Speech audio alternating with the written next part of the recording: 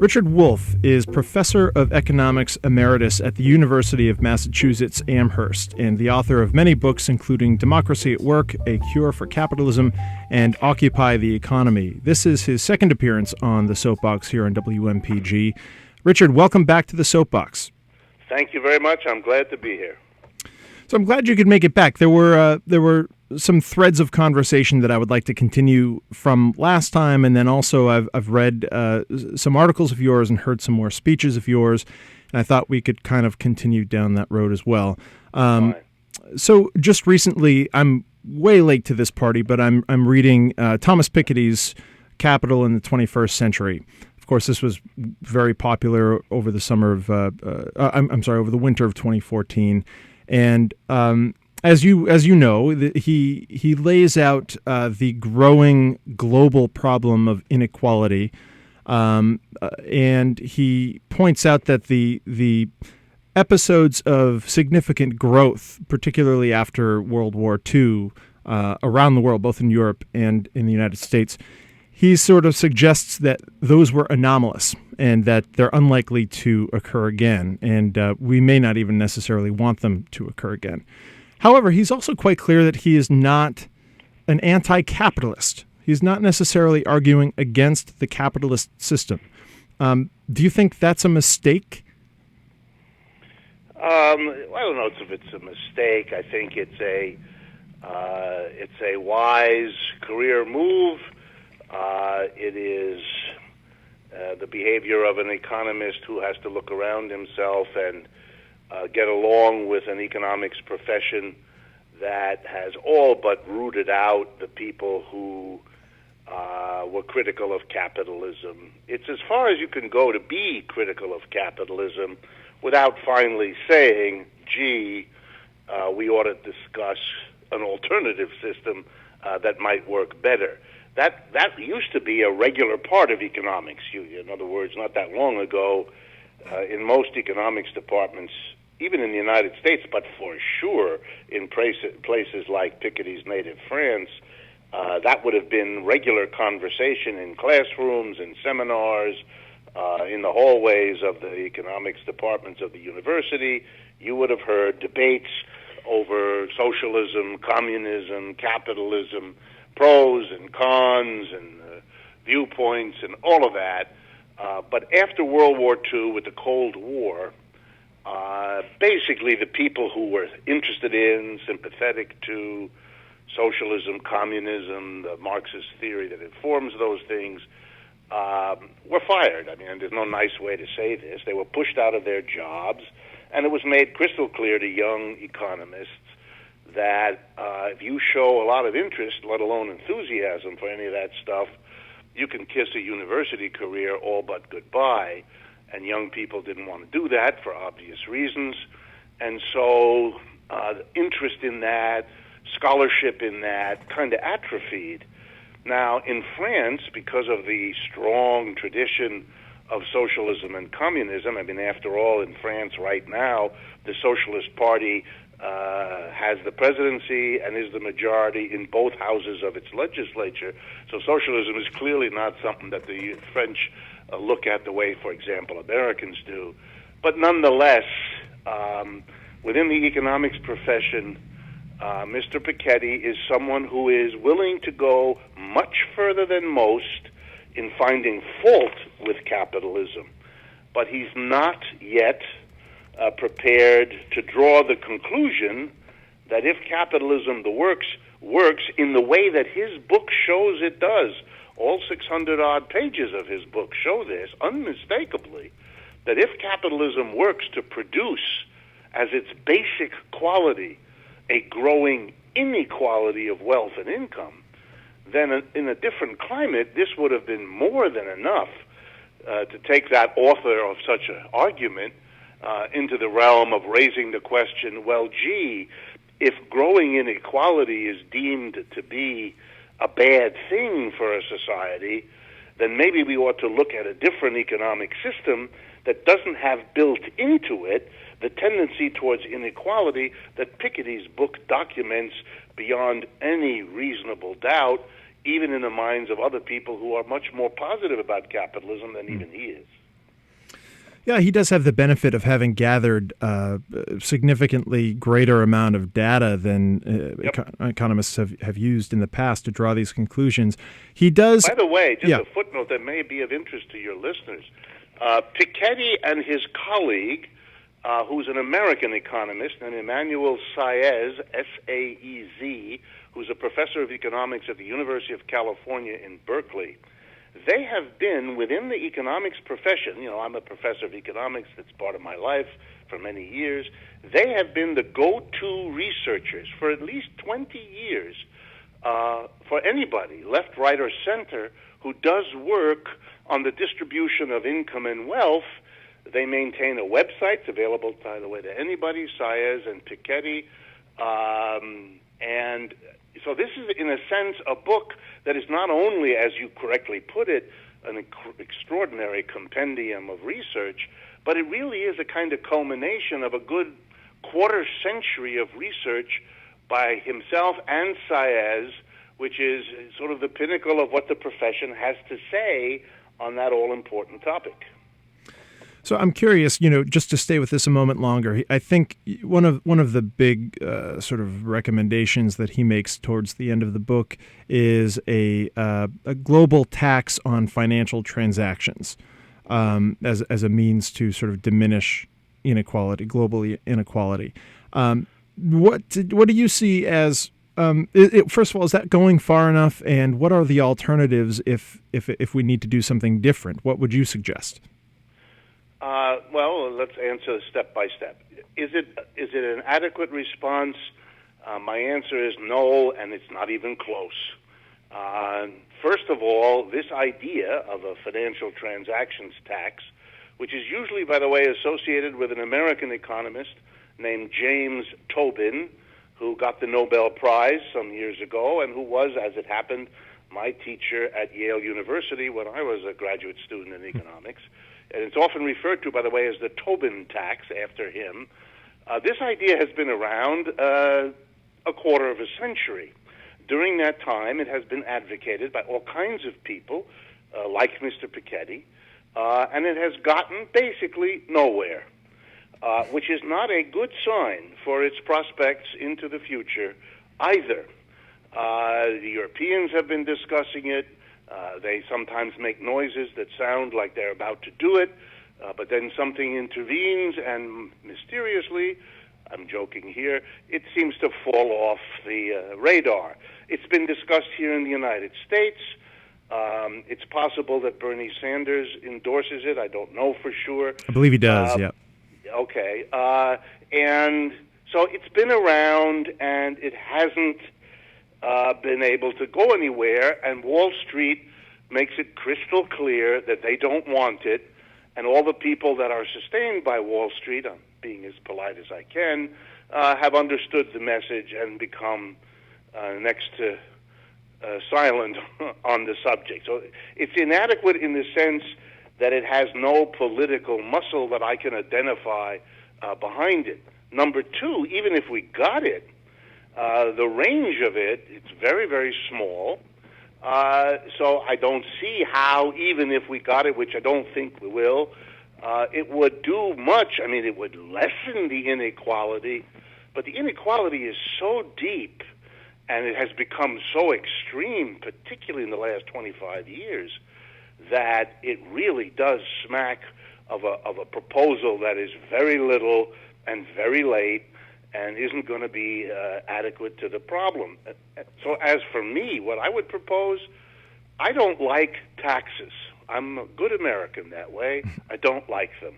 And I don't like them particularly when they are used to solve a social problem that could and should be solved another way. Let me explain. If we allow some people to get a ton of money one way or another, and other people to not, so if we allow rich and poor to grow further and further apart, then we're going to have a lot of trouble if we try to fix this situation after this inequality occurs by hitting those who have a lot with a tax in order to help those who don't. The people who have a lot are always going to feel that they have been unjustly, unfairly, excessively penalized for whatever they believe their success to be, in order to help people who they can quickly convince themselves are not deserving of it. My feeling is that taxes, redistributive taxes, are highly dangerous. They are highly divisive in societies. They set different parts of the community against each other. I like the objective, which is less inequality. I agree with that. But it seems to me a tax is an awful way to do it. And so I revert to something which every elementary psychology student would understand. Rather than solve the problem after the inequality has occurred, with all the rancor and bitterness that entails, why don't you avoid the inequality in the first place? Because then you don't need a tax. You don't need to take away from people the wealth that they've accumulated, because you haven't allowed them to accumulate it in the first place. So here's the idea. You set standards, socially developed, democratically arrived at standards for upper, middle, lower levels of income. And you then portion out the income in such a way that these are socially agreed ranges, and that everybody, in a sense, has had their chance to say what they think the range is. And so we as a community work it out.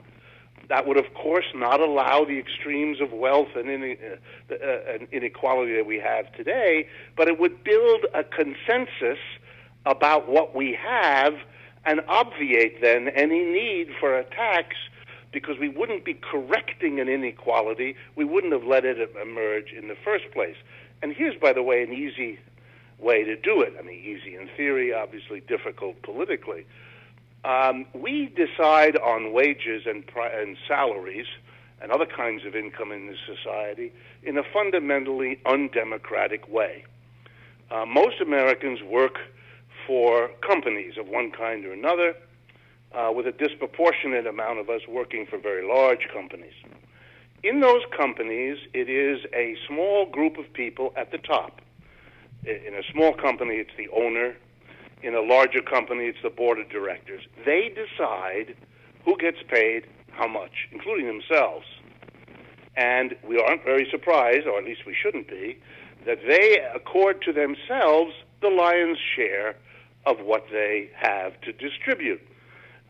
If we don't want inequality, that's got to change. You cannot allow, in this country, for example, a tiny number of people as a percentage of our population to have the power to determine what is paid to everybody. This makes no sense.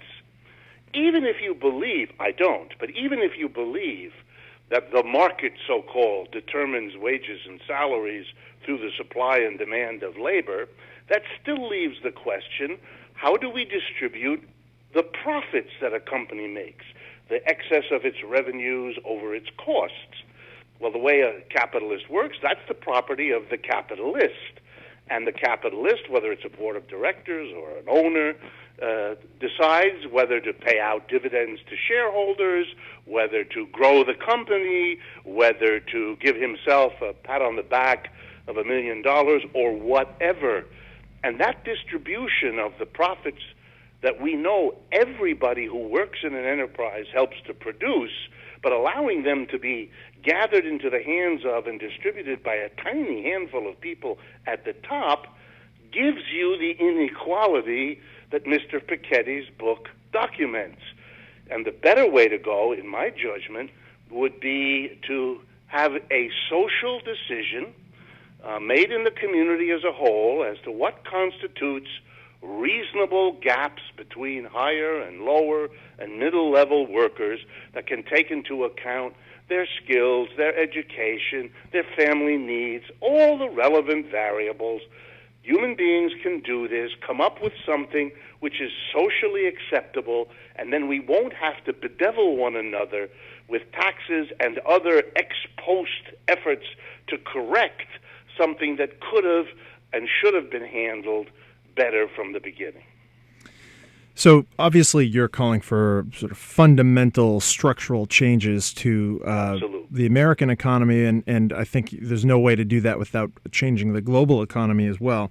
That's a tall order, and I'd like to talk a little bit more about sort of what it takes to begin to make that shift. But before we get there, I hope it's okay. I'd like to ask you a few questions about socialism. I think that's a moniker that correct me if I'm wrong, but that you're comfortable with. You're certainly known as a Marxist economist.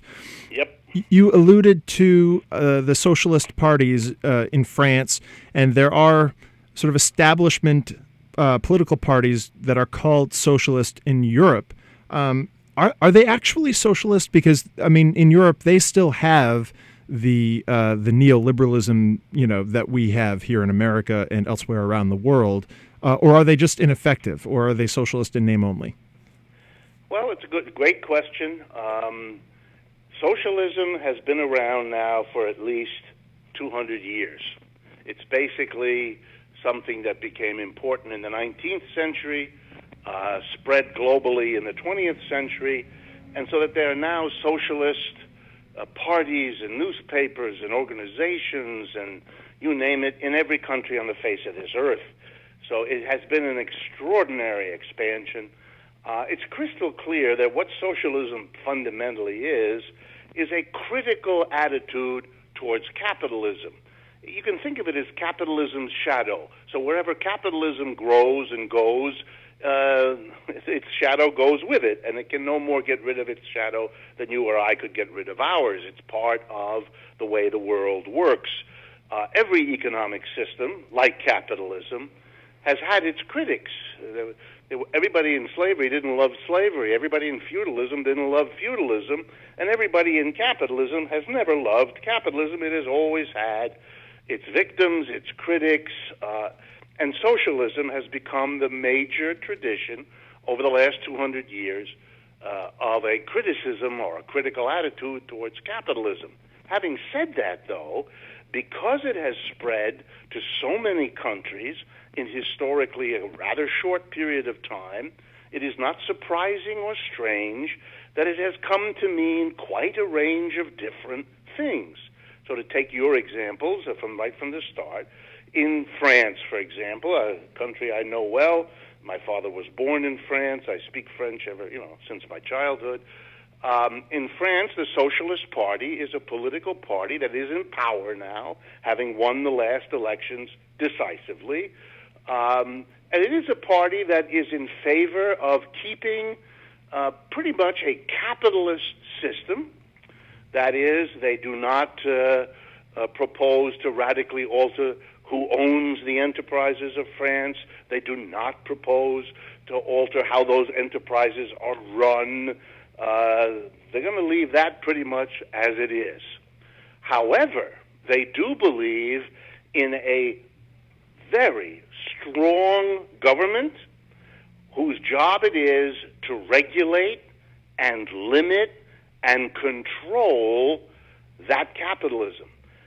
They produce Mr. Piketty because basically what they do in France is control capitalism so that its extreme manifestations, extreme inequality, extremely unequal distribution of power, don't happen. They control that, they limit it. I'll give you a few examples.